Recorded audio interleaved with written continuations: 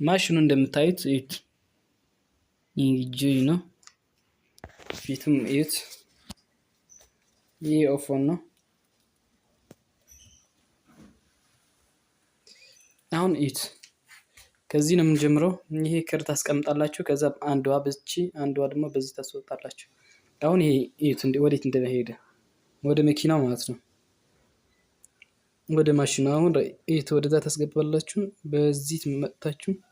እቺ በቃ እቺ ክር ወደዚህ እንደዚህ ማድረግ ነው። አንዷም እንደዛ በዚህ በመጣችሁ እዚህ ጋር ነው መጀመሪያ ያት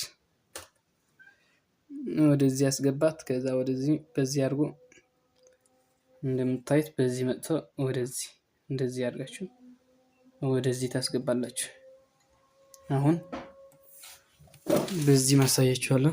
አሁን ወደዚህ እንደመጣው እስከታች ወደ መርፊ ማለት ነው። ከዛ የታችኛው ይሄ ክር አለ። ይሄን በቀጣይ አሳያችኋለሁ።